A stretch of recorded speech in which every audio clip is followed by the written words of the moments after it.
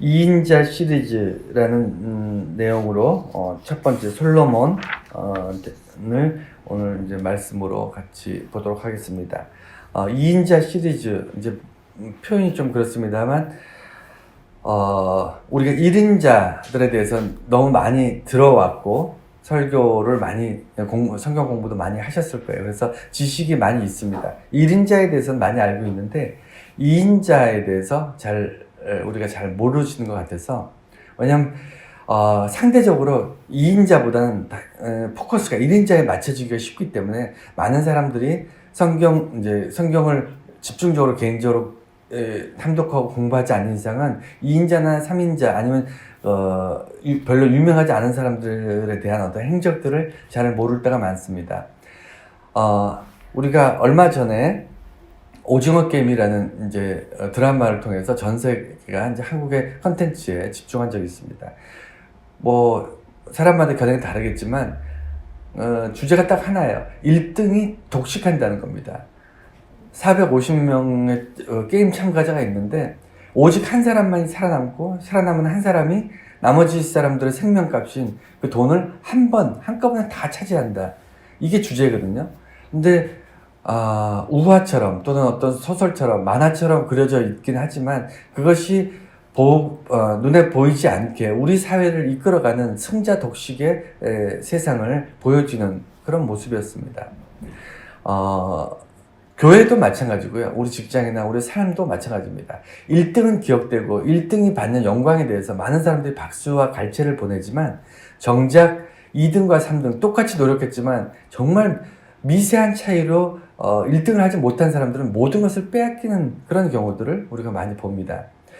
성경에서 오늘 2인자들에 대해서 좀 이제 살펴보려고 하는데, 성경에서 나오는 2인자는 달라요. 좀 사회에서 말하는 1인자, 2인자와 좀 다릅니다. 그래서 이 2인자 모처럼 이 2인자에 대해서 한 3주에 걸쳐서 말씀을 보려고 합니다. 먼저 1인자를 알아야 2인자를 이제 이해할 수 있으실 텐데, 주보에 보면 2인자 시리즈를 시작하며 1인자는 누구인가라는 제목, 챕터가 이제 첫 번째 나옵니다. 그러니까 1인자를 알면 그 다음에 2인자가 보이는 건데, 성경에서 구약, 그러니까 신약을 빼고, 신약은요 1인자, 2인자가 없어요. 예수님이 있고 예수님의 제자가 있고 그리고 예수님의 제자들이 세운 교회가 있을 뿐이지 사실은 1인자, 2인자가 없는데, 왜 구약에는 1인자, 2인자, 3인자 뭐 이렇게 어떤 권력 구조가 나올까요? 왜 유명세가 나올까요? 왜 그러냐면 하나님께서 직접 통치하셨기 때문이에요. 그러니까 예수 그리스도 한 성령님을 통해서 세상을 다스리는 것이 아니라 선지자를 통해서, 왕을 통해서, 아니면 율법을 통해서 이렇게 하나님께서 어떤 매개체나 인간들을 이용해서 직접적으로 통치를 하셨기 때문에 그 중간에 서 있는 사람들 굉장한 어떤 권력이랄까요? 하나님께서 부여하시는 어떤 책임감과 권력이 있었습니다. 종교적인 어떤 무게죠. 그랬기 때문에 구약은 우리가 대표적으로 잘 아는 사람들 있죠. 아브라함, 다윗, 모세, 엘리야, 이런 사람들이 1인자예요. 1인자. 근데 이 1인자가 어떻게 1인자가 되냐면 각 분야에서 1인자예요. 왕 중에 이스라엘 역사 통틀어서 왕 중에 1인자 누굴까요? 네, 그건 뭐 당연한 얘기지만 이견이 없어요. 유일하게 가장 뛰어난 사람은 다윗 왕입니다. 이스라엘 역사에 지금도 유대인이나 기독교인이나 천주교나 전 세계 많은 하나님을 믿는 사람들, 그리고 성경을 읽고 성경을 알고 있는 사람들은 누구나가 다 인정할 수밖에 없는 게 최고의 왕은 다윗이었어요. 그 왕 중에 1등입니다. 1인자입니다. 그러면 아브라함은 누구죠? 어떤 분야에서 1등이죠? 네, 믿음에 대해서. 아브라함으로부터 믿음이 시작되고 이스라엘이 시작되고 하나님의 백성들이 시작이 되잖아요. 아브라함이 시초잖아요. 믿음의 시초. 그러니까 혈육에 의한 공동체가 아니라 우리나라나 외국의 많은 부족국가, 고대 부족 국가들이 다 혈연에 의한 어떤 부족 국가가 시작이었다면 이스라엘만은 유일하게 믿음에 의한 국가였어요. 믿음으로 시작된 나라였습니다. 민족이었어요. 그게 아브라함의 믿음으로부터 시작이 됐기 때문에 믿음하면 아브라함이고, 그 다음에 모세는 뭐죠? 우리가 수없이 설교를 듣는 중에 제일 많이 듣는 게 모세와 다윗의 이야기인데, 모세는 율법의 사람입니다. 율법. 그러니까 이스라엘이 지금까지도 목숨 걸고 지키는 그 율법. 우리가 구약 성경을 볼 때 전부 다 율법에 관한 얘기거든요. 율법을 지켰느냐 안 지켰느냐. 율법이 뭐죠? 하나님께서 이스라엘 백성, 하나님 자신의 백성들에게 반드시 지키게 명령하셨던 그 법이에요. 다시 말해서 하나님을 믿는 사람들은 반드시 따르고 지켜야 될 그 법을 모세가 만든 게 아니라 모세가 받아왔어요. 광야, 이스라엘이 홍해를 건너 광야를 다니고 있을 때 시내산 밑에 도착했을 때 모세가 시내산 꼭대기에 올라가서 하나님으로부터 돌판을 미리 준비해간, 하나님 명령에 의해서 준비해간 돌판에 하나님께서 친히 새겨주셨다고. 그게 십계명이거든요. 거기서부터 이스라엘 민족들은 그냥 오합지졸이었던 그런 사람들이 하나님의 율법, 하나님의 법에 의해서 신실하고 온전한 하나님의 백성, 하나님의 나라, 하나님의 어떤 선민들로 자리 잡아갑니다. 그래서 모세가 그렇게 중요한 거예요. 구약 전체에서 모세를 빼고는 설명이 안 돼요. 그리고 잘 알다시피 엘리야가 있는데 엘리야는 선지자 중에 1인자였어요. 선지자가 굉장히 많습니다. 구약 성경 보면 쭉 많은데 우리가 흔히 알고 있는 게 이사야, 예레미야 뭐 이런 선지자들이 더 유명하지 않느냐 이렇게 생각하시기 쉬운데, 이 사람들은 이 기록, 다시 말해서 성경을 남겼어요. 그래서 집필을 했기 때문에 기록이 이사야에서 굉장히 두껍잖아요. 그리고 예레미야 뭐 다 두꺼우니까 우리가 맨날 성경을 보니까 선지자 중에서 이사야나 엘리야가 위대할 거라고 생각하지만 이스라엘 민족들이 최고의 선지자를 뽑을 때 1등은 엘리야였어요. 그 시대에는 엘리야는 성경을 기록하지 않았습니다. 후대에서 기록했어요. 그렇기 때문에 우리가 성경에서 자주 보진 못하지만 이스라엘 역사에서 최고의 선지자는 엘리야였습니다. 아무도 엘리야를 손댈 수가 없었어요. 자, 그러면 이 네 가지 분야, 왕과 선지자와 율법과 믿음, 이 네 가지 분야에서 1인자가 있어요. 그 이스라엘의 1인자, 방금 제가 얘기한 이 1인자, 아브라함, 모세, 다윗, 엘리야, 이 사람들에 대해서는 우리가 설교를 수없이 들었습니다. 정말 많이 들었어요. 그래서 내용을 많이 알고 있고요. 어떨 때는 무용담으로, 어떨 때는 어떤 인간적인 감동으로, 어쩔 때는 우리가 힘들고 어려울 때 위로로, 이 1인자들의 이야기들을 성경에서 많이 설교나 공부로 많이 배웠습니다. 그런데 오늘부터 3주에 걸쳐서는 2인자에 대해서 이제 보려고 합니다. 그런데 2인자 넘어가기 전에 한 가지 재밌는 게 뭐냐면, 왕과 선지자와 율법과 믿음 네 가지 중에서 2인자가 없는 게 있어요. 어떤 분야일까요? 2인자가 없는 분야. 예, 믿음이에요, 믿음. 왕은 2인자가 있었고요. 율법도 2인자가 있었고, 선지자도 2인자가 있었어요. 그런데 믿음만 2인자가 없어요.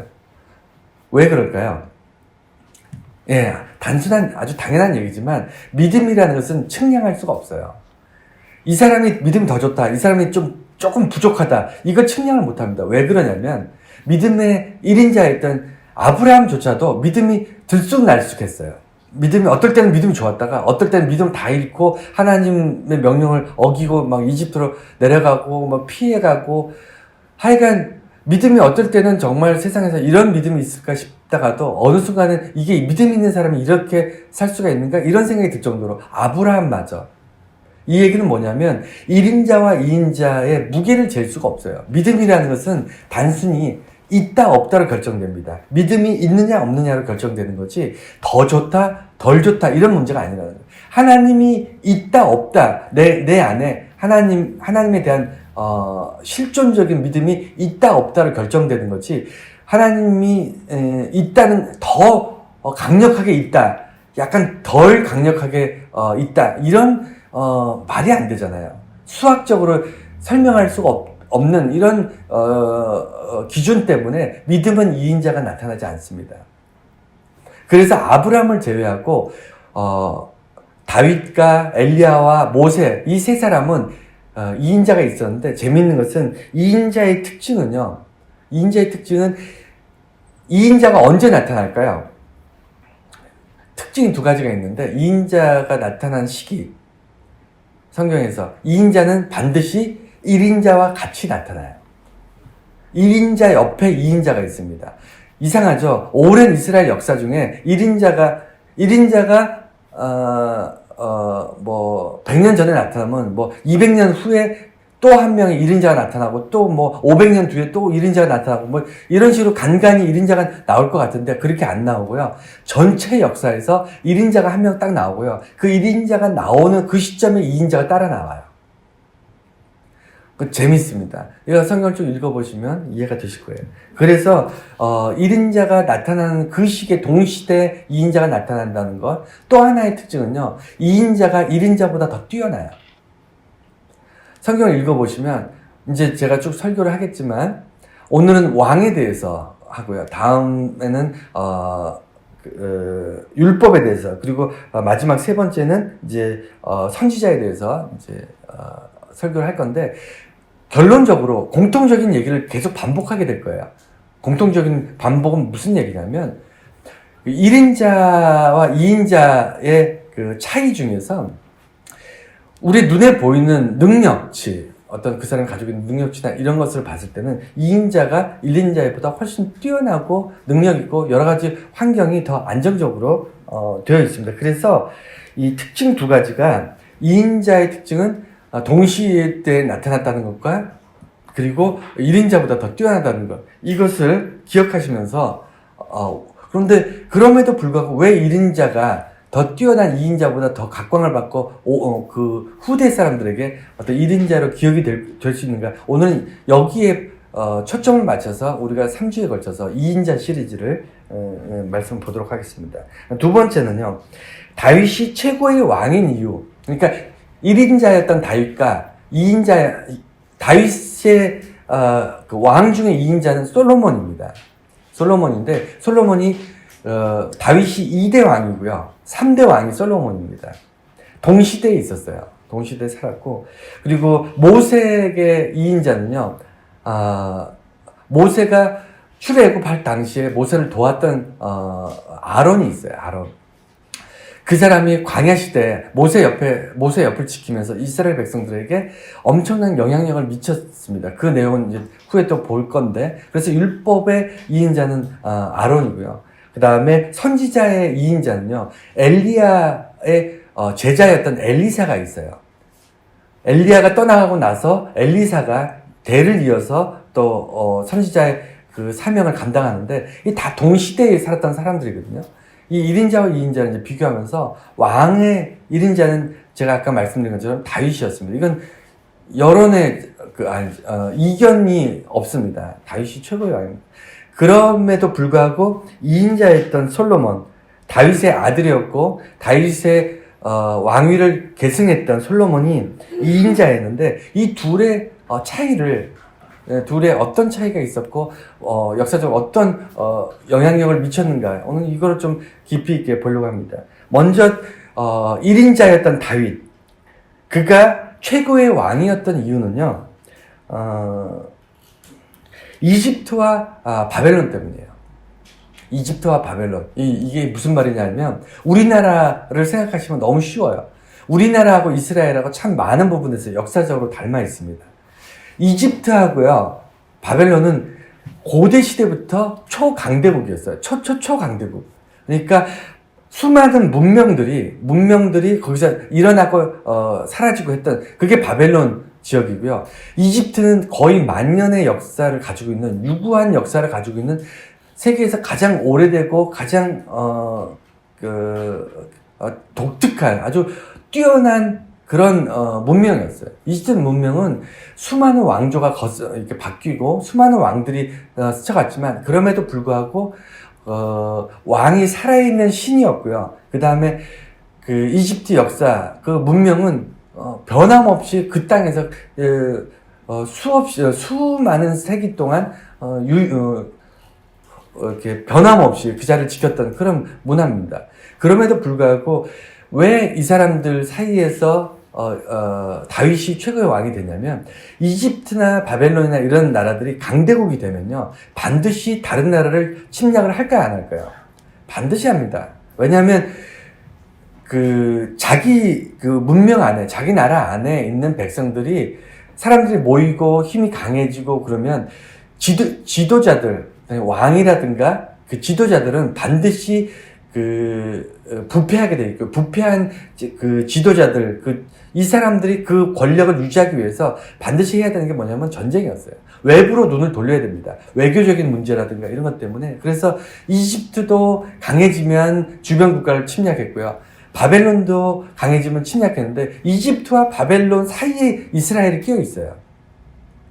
하나님이 이스라엘 민족들을 하필이면 정착한 가나안 지역, 하나님께서 인도에서 가나안 지역으로 이스라엘 민족들을 정착시켰는데, 그 가나안 지역이 젖과 꿀이 흐르는 땅이 아니라니까요. 눈으로 보면, 우리가 인간적인 눈으로 보면요, 거긴 젖과 꿀이 흐르는 땅이 아니에요. 여전히 메말라 있고요. 아주 일부 지역에 있어서는 풀이 많이 자라고 목축을 하기 좋습니다. 그리고 아주 일부 지역에는 또 농사라든가 이런 농경지를 이루기에도 좋아요. 하지만 그럼에도 불구하고 대부분의 지역이 여전히 광야입니다. 그래서 이스라엘은 그렇게 좋은 땅이 아닙니다. 척박합니다. 지금도 우리가 성지순례 같은 걸 다녀온 사람들은 이스라엘 땅이 그렇게 척박한지 몰랐다라고 얘기를 합니다. 그런데 그게 전부가 아니라, 이스라엘이 있는 그 지역이 이집트와 바벨론 사이에 끼어 있으면서, 이집트가 강해지면 바벨론 쪽으로 전쟁을 하러 올라가고요. 바벨론이 강해지면 이집트와 전쟁을 하기 위해서 다시 내려옵니다. 그래서 길목에 있어요. 어디 다른 데로 지나갈 수가 없어요. 이집트도 바벨론 가려면 반드시 이스라엘을 거쳐가야 되고요. 위에 있는 바벨론도 이집트로 전쟁하러 내려가려면 반드시 이스라엘 거쳐가야 됩니다. 그런데 그냥 지나가겠습니까? 그냥 지나갈 리가 없죠. 허구한 날 이스라엘은 쥐어 터지는 거예요. 허구한 날 노략질 당합니다. 꼭 우리나라의 역사 같아요.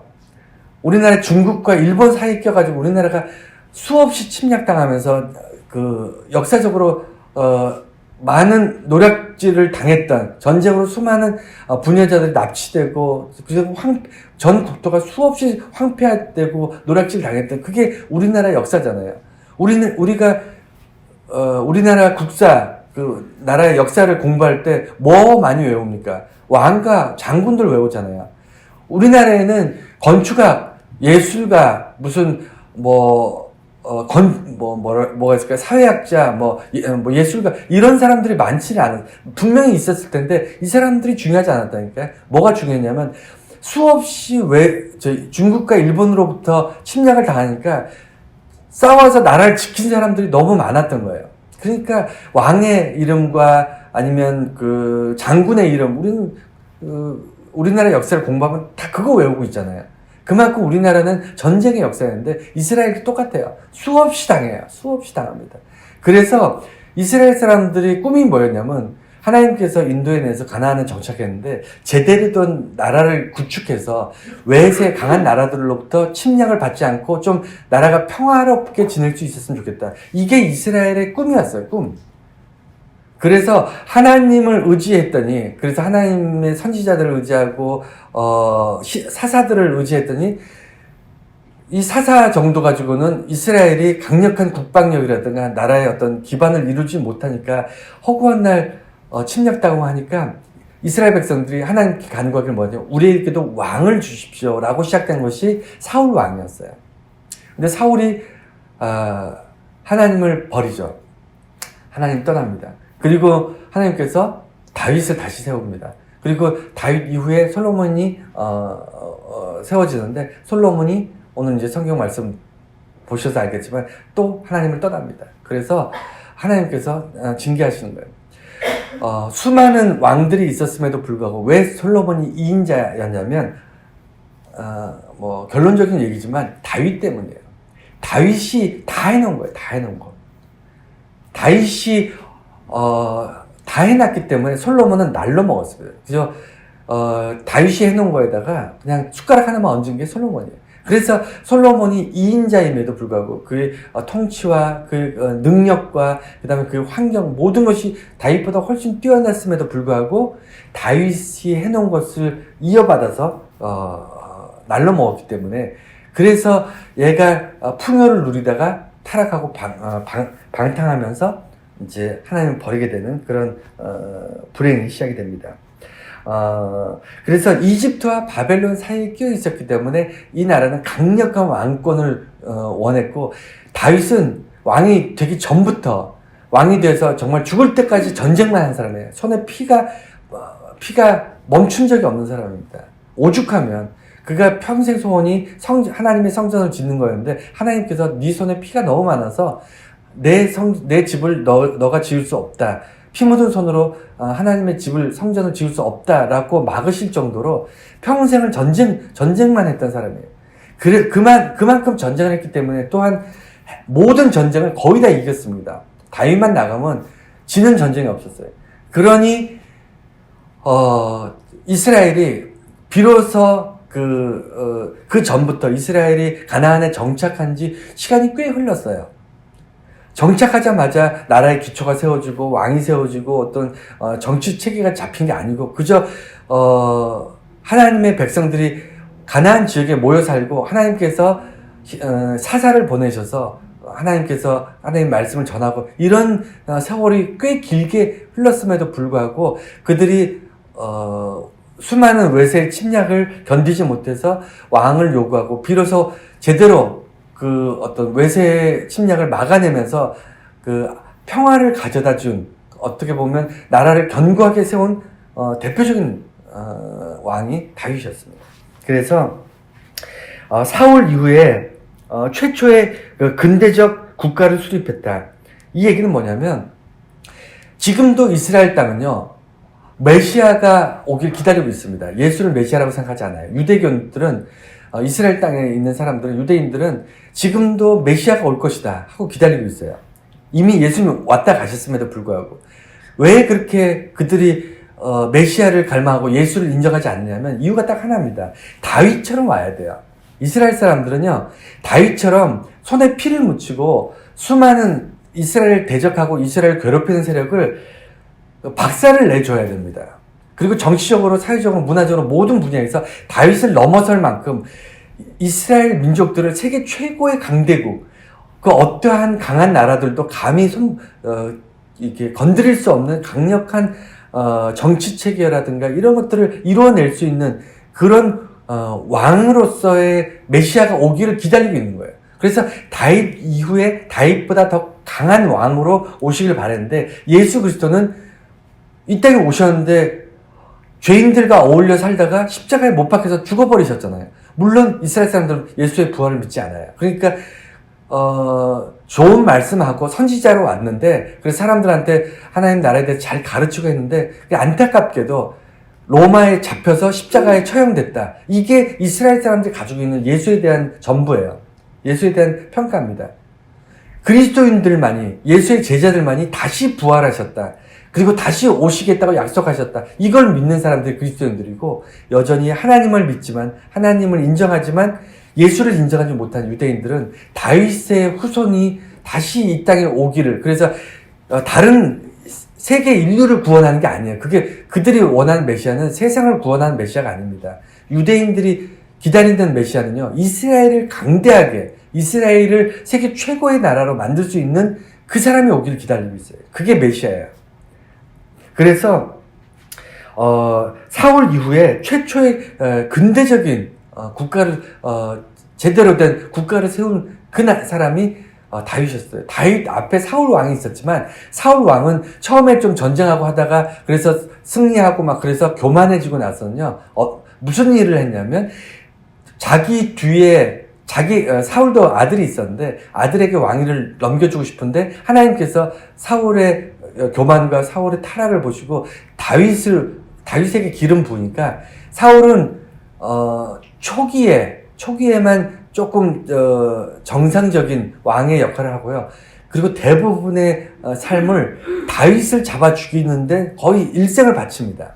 다윗을 잡아 죽이려고 하는 일에 결국은 실패했지만 다윗과의 전쟁으로 자기 인생을 낭비하고 이스라엘의 전력이 외부의 적과 싸워야 되는데 내부의 적, 내부의 다윗을 찾아내고 내부의 다윗을 따르는 무리들하고 전쟁하고 뭐 이러면서 시간을 다 허비해버렸어요. 그래서 비로소 이스라엘을 위해서 싸우고 이스라엘을 견고하겠다는 건 다윗도 아니었습니다. 세 번째, 솔로몬의 특징. 그러면 우리가 1인자였던 다윗에 대해서는 우리가 잘 알아요. 제가 지금 설명을 드린 이 이야기만 듣고도 여러분들이 다윗에 대한 이야기를 많이 들었기 때문에 뭐 골리앗이라든가 아니면 전쟁에서 뭐 사울은 천천히요, 다윗은 만만이다, 이런 이야기들은 성경에서 여러분들이 많이 보셨어요. 그러면 솔로몬은 어떤 특징이 있는가? 먼저 왕이 된 배경을 보시면 열왕기상을 쭉 읽어보시면 나오는데 제가 간략하게 설명을 합니다. 솔로몬의 엄마가 누구냐면 밧세바예요. 밧세바 하면 누구죠? 예, 우리아의 아내였죠. 우리아의 아내였는데 그 다윗의 부하였습니다. 우리아가 굉장히 용맹한 부하였어요. 그래서 전쟁터에 나가서 다윗을 위해서, 이스라엘을 위해서 목숨 걸고 전쟁을 하고 있는데 다윗 왕궁에서 이렇게 논일다가 저 아래 밧세바가 목욕하는 걸 보고 그 다음 자기 부인으로 삼아버려요.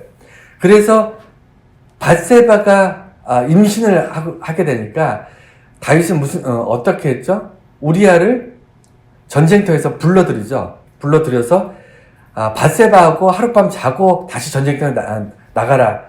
그렇게 되면 어떻게 되냐면 그 임신한 아이가 다윗의 아이가 아니고 우리아의 아이다, 이렇게 얘기하려고 했어요. 그런데 우리아가 전쟁터에서 다윗의 명령을 받고 돌아왔는데 집으로 안 갑니다. 왜냐하면 자기 동료들은 전쟁터에서 목숨 걸고 싸우고 있는데 내가 편하게 집에 가서 이렇게 쉬었다가 다시 전쟁터로 나가는 건 옳지 않다. 그래서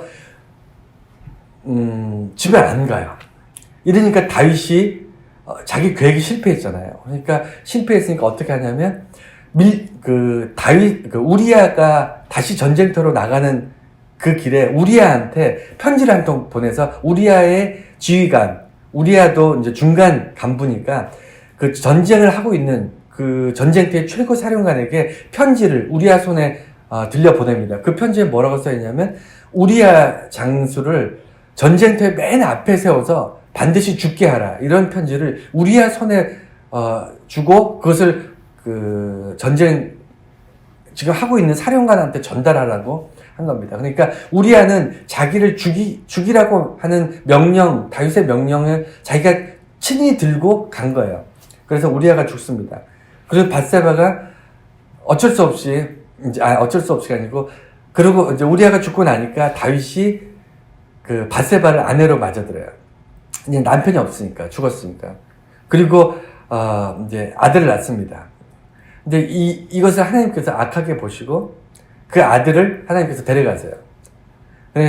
다윗이 하나님 앞에 눈물로 살려달라고 이렇게 간곡히 부탁했었는데 결국은 죽습니다. 죽고 나니까 하나님께서 그 솔로몬과 밧세바를 위로하기 위해서 자식을 계속 줘요. 그래서 이 솔로몬이 밧세바의 네 번째 아들입니다. 네 번째 아들이에요. 그러니까 네 번째 아들의 네 번째 자식이에요. 다윗은 부인이 8명 있었습니다. 부인이 8명 있었고요. 밧세바가 8번째 아내였어요. 그리고 자녀들도 10명이 넘습니다. 그래서 왕위 다툼이 심각했어요. 두 번째 보면 왕자의 난. 솔로몬이 제가 이제 얼핏 말씀드렸습니다만 형제들이 있는데 여자도 있고 남자도 있고 형제도 있잖아요. 솔로몬이 막내였어요. 막내. 8번째 부인의 4번째 막내 아들이 솔로몬이에요. 그러니까 왕위를 계승할 때 장자에게 주잖아요. 왕이 그 첫째 아들한테 왕위가 계속 흘러가야 되는데 이게 막내한테로 갑니다. 이상하게 성경을 읽어보면요, 이런 경우가 많아요. 그러니까 아이를 낳지 못하는 여인이 아이를 얻게 되면서 그 아이가 위대한 하나님의 사람이 되는 경우도 많이 있고요. 그 다음에 첫째가 정통성을 이어가야 되는데 막내가 이어가는 경우도 많고요. 뭐 그렇습니다. 성경에 보면 자격이 정상적이 않은 자격을 가지고 있는 사람들이 은혜로 그 자리에 있는 경우가 종종 왕왕 있습니다. 이 솔로몬이 대표적인 케이스예요. 2인자가 됐는데 솔로몬이 그러니까 다윗이 왕위를 계승해주고 싶었던 사람은 누구냐면 암논입니다. 암논이라는 이 장자였어요. 암논이 다윗의 자녀들 중에서 장자였습니다. 그러니까 당연히 암논은 자기가 이제 대를 이어서 왕이 될 것을 기대하고 있었는데 어떤 일이 발생하냐면 어머니가 다른 아들인 압살롬이 있습니다. 부인이 8이라 그랬잖아요. 그러니까 암논의 어머니와 그다음 압살롬의 어머니가 아버지는 같지만 다른데 압살롬의 동생이 다말이라는 여자 동생이 있었어요. 근데 암논이 그 다말이라는 그러니까 동생이죠. 여동생. 옛날엔 근친상간 결혼이 많이 있었으니까 여동생을 사모합니다. 그래서 암논이 다말을 흠모하다가 다말이 그 사랑을 받아주지 않으니까 암논이 다말을 꼬셔서 강간을 해버려요. 근데 이 사실을 압살롬이 자기 여동생이잖아요. 친여동생이거든요. 어머니가 같은 친여동생이 암논한테 강간을 당한 것을 이거를 이제 한으로 가지고 있습니다. 이제 분노한 거죠. 속에 발톱을 숨기고 이 암논에게 이제 다말을 이용해서 불러들여서 암논을 죽입니다. 죽이고 나서 압살롬이 왕이 되려고 했어요. 왜냐하면 이 두 번째 암논 다음으로 왕위 계승권의 두 번째가 누구냐면 압살롬이었거든요. 두 번째 왕이 될 수 있는 사람이 압살롬이었기 때문에 암논을 죽이고 나서 자기 아버지 다윗도 내쫓습니다. 내쫓고 예루살렘에서 자기 현역 왕이었던, 왜냐면 왕이 죽어야 그 다음에 왕이 되잖아요. 그런데도 불구하고 자기 아버지를 죽일 수는 없으니까 쫓아내요. 쫓아내고 자기 정당한 왕이 돼야 될 형이었던 암논은 자기가 죽이고, 그리고는 왕이 되려고 했어요. 근데 이 쿠데타가 다윗 군대에 의해서 진압이 됩니다. 진압이 되고 나서 이제 세 번째로 왕이 될 사람이 누구냐면 아도니아라는 사람이에요. 이 사람이 이제 암논과 압살롬 다음번 순위예요. 그러니까 솔로몬은 처음부터 순위에도 안 들어요. 맨 마지막 꼬레비 맨 마지막에 솔로몬이기 때문에 얘는 왕이 될 그게 아니었습니다. 그럼에도 불구하고 다윗이 솔로몬을 찍었거든요. 솔로몬에게 왕위를 주겠다. 암논과 압살롬 난 이후에 솔로몬이 나의 왕위는 솔로몬에게 넘기겠다 하니까 그 중간에 솔로몬보다 훨씬 더 왕이 될 가능성이 높은, 왕이 되어야 되는 순서로 따졌을 때는 더 높은 아도니아가 반란을 일으켜요. 이 전쟁에서도 솔로몬이 아도니아와 그를 따르던 모든 사람들 다 죽입니다. 그러니까 정말 피해 전쟁이에요. 다윗은요, 후대 많은 사람들의 존경을 받고 이스라엘 역사의 최고의 왕, 1인자의 왕이었지만 그 인생 행복하지 않았습니다. 수많은 시간들을 숨어 다니고 피해 다니고 그 다음에 전쟁 속에서 손에 피를 묻히고 심지어는 자기 자식들도 다 죽어서 서로 왕이 쟁탈전을 하느라고 자식들끼리 서로 피범벅이 됐습니다. 다 죽고 죽이는 그리고 왕에서 쫓겨나서 숨어 살다가 오고, 정말 다윗 개인의 어떤 삶을 봤을 때는 비참한 삶이었어요. 그러니까 후대에 올라왔던 두 번째 왕위를 이뤘던 솔로몬, 이 사람의 삶은요, 다윗에 비하면 기가 막힌 삶이었어요. 호화찬란했습니다. 너무나도 안정적이었어요. 그리고 요거 한 가지만 더 하고, 솔로몬 하면 우리가 기억나는 게 일천번제, 우리가 수없이 설교 시간에 들었던 솔로몬의 일천번제, 이게 대단한 것 같지만 사실은 대단합니다. 이스라엘 역사에 이만큼의 번제를 드렸던 기록이 없으니까 대단하긴 한데, 입장을 바꿔놓고 생각해 보세요. 아도니아가 솔로몬을 죽이려고 했다니까요. 왕이 될 순서 왕이 되려고 했던 사람이 반란을 일으켜서 다윗 아버지가 자기를 패스시켜버리고 자기 동생인 솔로몬에게 왕위를 넘기려고 하니까 죽기 살기로 눈에 불을 켜고 죽이려고 했던 게 솔로몬입니다. 다윗도 그런 삶을 살았잖아요. 그 앞에 있었던 사울 왕에 의해서 젊은 날, 어린 날이죠. 젊은 날도 아니고 어린 나이 때부터 숨어 살고 또 도망다니면서 살았잖아요. 그 삶을 솔로몬도 경험하는 겁니다. 이제 다 죽게 생겼으니 믿을 게 하나님밖에 없었던 거예요. 권력이 있길 하나, 솔로몬을 따르던 세력이 있길 하나, 무슨 압살롬이나 아도니아처럼 그 다윗에게 대항해서 반란을 일으키고 혁명을 일으키려고 한 사람은 개인이 혁명을 일으킨다고 내가 왕자니까 내가 나는 일으키겠다 이렇게 해서 되는 게 아니에요. 이스라엘 역사를 보면요 반드시 밑에 두 사람이 있어야 됩니다. 군대 장관이 있어야 되고요. 그러니까 국방령 그러니까 이제 군대가 있어야 되고요. 군대 장관 그리고 제사장이 있어야 돼요. 이 두 힘이 있어야만 세력을 만들 수 있어요. 이스라엘은. 그래서 난을 제압했다. 압살롬이 암논을 제압했다. 아니면 다윗의 군대 장관이 압살롬을 제압했다. 이 얘기는 뭐냐면 압살롬만 죽이는 게 아니고요. 압살롬을 따랐던 군대 장관과 압살롬을 지지했던 제사장, 대제사장을 함께 싸그리 다 죽여야만 난이 제압돼요. 그만큼 세력이 있어야 되는데 솔로몬 주위에는 아무도 없었어요. 군대 장관도 없었고 대제사장이나 이런 어떤 서기관이나 이런 종교적인 지도자도 솔로몬 옆에 아무도 안 붙었어요. 왜 그렇죠? 예, 별 볼 일 없으니까. 당연히 왕의 서열에 들어가지를 않으니까. 아무도 그 솔로몬 밑에 붙질 않았죠. 그랬기 때문에 솔로몬은 하나님밖에 믿을 수 없어서 일참번을 통해서 뭐냐면 내게 능력을 주시고 내가 이 나라를 통치할 수 있도록 힘을 주시고 지혜를 주시고 왜? 하나님밖에 믿을 수가 없으니까 하나님에게 달려든 거예요. 그리고 솔로몬에게 있어서 특이한 사항은 잘 알다시피 성전이거든요. 솔로몬 성전. 이스라엘은 성전이 무너졌어요. 그래서 3번 세웁니다. 모세 때 이게 회막 그러니까 이동하면서 지었던 성전이 있었고요. 그래서 비로소 처음 그럴듯한 제대로 된 성전이 이 솔로몬 시대에 지어지고 그 다음에 예수님 시대에 또 세워집니다.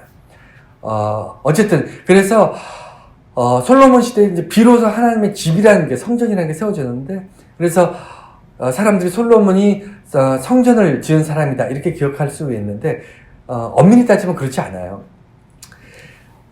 그 성전을 지을 수 있는 모든 자재와 그 다음에 어떤 기술자들이나 이런 것들은 다 다윗이 준비했습니다. 다윗이 자기가 하나님의 성전을 짓고 싶었던 사람이에요. 다윗은 왕궁에서 의리의리한 왕궁에 살진 않았습니다. 물론 왕궁에서 살긴 했지만 의리의리한 그런 정도는 아니었어요.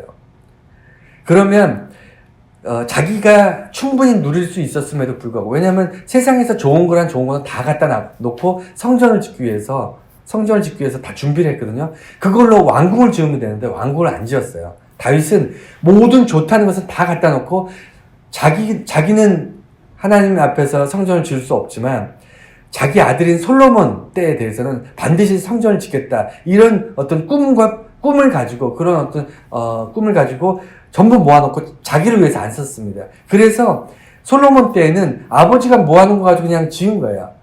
그러면 솔로몬은 뭘 했을까요? 예, 솔로몬은 성전뿐만 아니라 솔로몬 왕궁을 지었어요. 재밌는 거는 성전이 더 크고 호화로웠을까요? 솔로몬이 지었던 왕궁이 더 크고 호화로웠을까요? 권사님 어떻게 생각하세요? 네, 왕궁이 훨씬 더 호화로웠어요. 그러니까 성전은 다윗이 모아놓은 거 가지고 짓고요. 솔로몬은 훨씬 부자였거든요. 가진 게 어마어마하게 많았습니다. 그건 이제 좀 이따 얘기하겠지만, 그래서 돈도 많고, 너무나 금이 정말 흔해 빠진, 발바닥에 채이는 길바닥에 돌처럼 흔했대요. 그만큼 너무나도 부귀영화가, 돈이 많고, 재물이 많고, 그러니까 그 성전은 어마어마하게 지었습니다. 그러니까 왕궁은 성전에 비교가 되지 않을 만큼 화려하게 지었어요. 그게 솔로몬이었어요. 어쨌든 그래서 솔로몬에 대해서 특이사항은요, 이 1,000번제와 솔로몬 성전인데 여기에 대해서 이제 이런 부분이 있었고, 그의 업적은 시간이 많이 됐으니까 빨리빨리 진행할게요. 업적은요, 정치, 경제, 사회, 문화 모든 면에서 이스라엘이 두 번 다시 누릴 수 없는 그 고대 근동에서 그 강력했던 이집트와 바벨론을 누르고 당시의 최고의 국가, 최고의 문화를 이룬 게 이스라엘이었어요. 솔로몬 시대.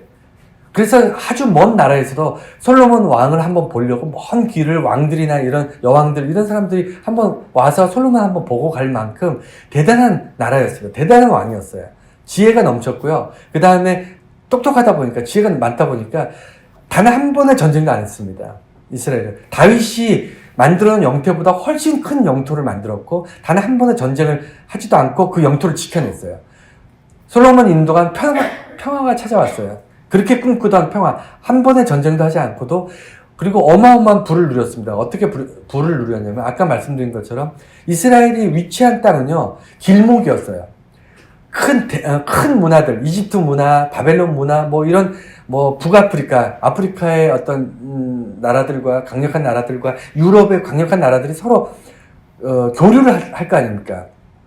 그러니까 과거에는 이게 강력한 나라들 사이에 낑겨가지고 전쟁의 어떤 참상에 짓밟히는 그런 어떤 위치였다면, 똑같은 위치였음에도 불구하고, 아이러니하게도 솔로몬 왕 때는 그게 무역의 통로가 돼요. 교역의 통로가 돼요. 그러니까 과거에는 전쟁의 통로였던 것이 군사들이 오고 갔던 길에 이제는 상인들이 오고 가면서 이스라엘이 중개 무역을 합니다. 해상으로도 그렇고 그 다음에 육상으로도 그렇고 이스라엘이 천혜의 길목이었어요. 그러니까 솔로몬이 그냥 앉아서 돈을 법니다. 앉아서 어마어마한 부를 누리고요. 그리고 전쟁을 할 필요가 없었던 게 주변에 있는 모든 나라, 오늘 성경에 보면 처가 700이고 첩이 300, 1000명의 처와 첩을 들였는데, 여기 보면 그들을 사랑해서 이렇게 표현되어 있지만 사실은 잘 알다시피 정략 결혼이에요. 주변에 있는 모든 나라의 그 왕족들과 전부 결혼을 합니다. 솔로몬. 그래서 모든 나라가 주변에 이스라엘을 둘러싸고 있는 모든 나라, 그 나라라는 게 이스라엘처럼 큰 나라, 이집트처럼 큰 나라가 아니라 다 부족 국가거든요. 조그만 나라들이에요. 정말 그 나라라고 말할 수도 없을 만큼 부족들이거든요. 그러니까 수백 개의 부족들과 전부 정략 결혼을 한 겁니다. 그 나라들이 다 지켜요. 이스라엘을 삥 둘러서 수많은 부족 국가들이 그 강대국이나 이런 사람들이 쳐들어오는 것을 다 지켜줍니다. 그러니까 정략 결혼으로 그걸 만든 거죠. 그러니까 정략 결혼으로 울타리를 만든 겁니다. 지금 전쟁할 필요가 없었던 거죠. 그러니까 솔로몬이 굉장히 똑똑한 거예요. 뿐만 아니라, 그래서 정치적으로도, 군사적으로도 가장 크고, 가장 강력하고, 전쟁을 할 필요가 없을 만큼 단단하고, 그리고, 경제적으로도 이스라엘이 한 번도 누려보지 못한 어마어마한 부를 누리고, 그냥 풍요롭고, 이 왕만 부자로 산 게 아니죠. 왜냐면 이스라엘은 모든 사람들이 무역으로 부자가 됐기 때문에 왕궁은 그 세금 받아서 부자가 된 거거든요. 그러니까 이스라엘 모든 사람이 부자였어요. 그리고 문화도 이게 과거에는 유일신 사상으로 그냥 내려오던 이스라엘 유대교 하나만 믿었는데, 이제는 솔로몬 왕이 되면서 모든 주변 국가의 모든 잡신들, 모든 이걸 다 받아들이고 그다음에 문을 다 열어버렸어요. 그러니까 문화가 굉장히 다채로워졌죠. 화려해졌습니다. 물론 문화가 거기에는 또 안 좋은 면도 있지만, 그리고 사회적으로도 고대 법이라는 것은 여러분 잘 알다시피 지금도 그렇지만 가진 자들에게 더 유리하게 돼 있어요. 법이라는 것은 기득권층이나 권력을 가진 사람들한테 유리하게 흘러갑니다. 그리고 그들이 법을 제정하고 그들이 법을 집행하고 막 이러기 때문에 법이라는 것은 결코 서민들이나 이런 백성들한테 좋은 게 아니에요. 법은 원래 그렇습니다. 원래 법 정신이라는 게 옛날부터, 원래 법 정신은 그렇지 않지만 법을 이용하고 하는 사람들은 다 그 법을 이용해서 이렇게 자기들 권력을 유지합니다. 그런데 솔로몬 때 이 사회는요 굉장히 합리적인 사회였다는 거예요. 솔로몬이 재판을 했거든요. 솔로몬이 재판을 했는데 굉장히 뛰어나게 합리적으로 법 정신에 근거해서 치리를 했어요. 그러니까 많은 사람들이 억울함을 전혀 없진 않았지만 억울함을 덜 당하면서 정말 좋은 세상이었던 거죠. 그런 정말 이스라엘이 두 번 다시, 그러니까 다윗 시대가 가장 이스라엘에게 화려했던 좋았던 시대가 아니고요. 엄밀히 따지면 솔로몬 시대가 이스라엘에게 가장 좋았던 시기예요. 그런데 가장 좋았던 솔로몬 시대의 왕이었던 솔로몬이 1인자가 아니고요. 그 앞에 있었던 다윗이 1인자예요. 솔로몬이 2인자였습니다. 그러면 왜 솔로몬이 2인자였고 왜 그가 인생이 실패할 수밖에 없었는가? 이게 결론인데 이걸 이제 통해서 이 2인자 시리즈 첫 번째 왕을 이제 끝내려고 하는데 솔로몬은 모든 조건이요. 다윗보다 뛰어났어요. 머리 좋았죠. 왜냐하면 하나님께서 지혜를 부어주셨으니까 머리 좋았죠. 그 다음에 전쟁할 필요가 없었습니다. 그러니까 싸울 일도 없으니까 안정적이었죠. 그 다음에 돈이 엄청나게 많았습니다.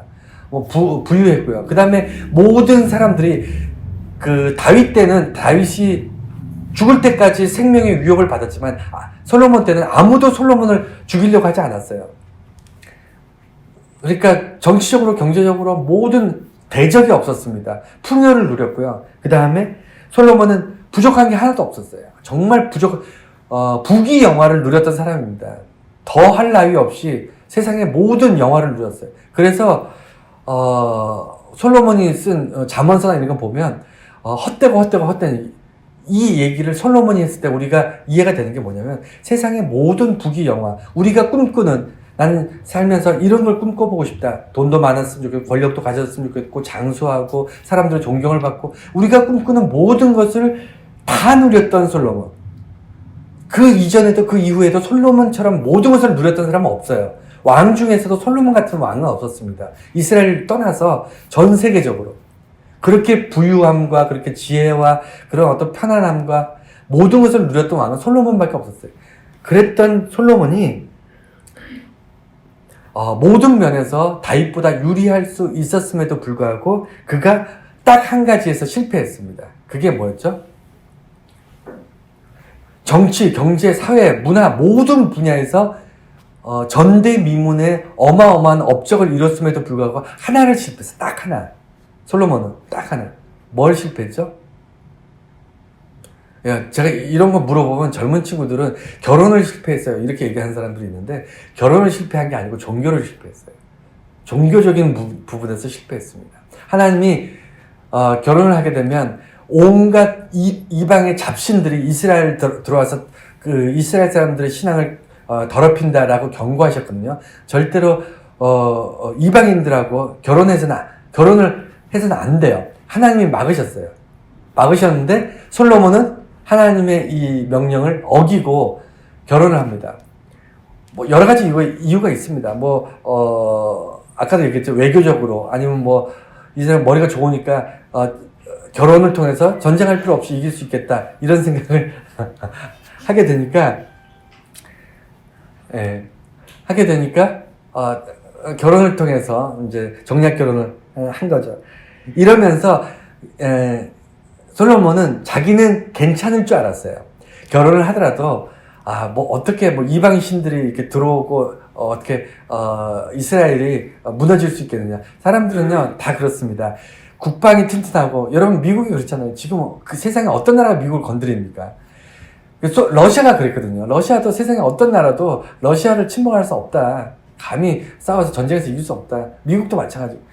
초강대국들은요 그런 생각을 해요. 군사적으로도 경제적으로도 모든 분야에서 누가 봐도 싸워서 나라가 망할 거라고 생각하지 않습니다. 그런데 이게 총칼로는 싸워서 이기지 못하지만 정신력에서는 차이가 난다니까. 전쟁은 무기로 하는 게 아니에요. 사람이 하는 거지. 부귀영화는 지켜나가야 돼요. 그것은 그냥 내가 부귀영화를 한번 맛봤다고 끝나는 게 아니고 이것을 유지해 나갈 만한 어떤 사회적 구조가 있어야 되는데 여기에는 인간의 정신력이 중요한데 그 정신력 안에 가장 깊숙한 내면의 뿌리가 뭐냐면 믿음입니다. 종교적인 생각들이 사람의 정신력을 좌우합니다. 종교적인 어떤 생각에 의해서 선악을 결정하고요. 선악의 결정을 따라서 우리가 상식이 결정되고 상식에 의해서 법률이 결정되고 법률에 의해서 나라가 통치되는 거예요. 그래서 종교적인 것이 굉장히 중요합니다. 잘못된 종교를 가지고 있는 사람은요. 예를 들어 볼게요. 고대 근동에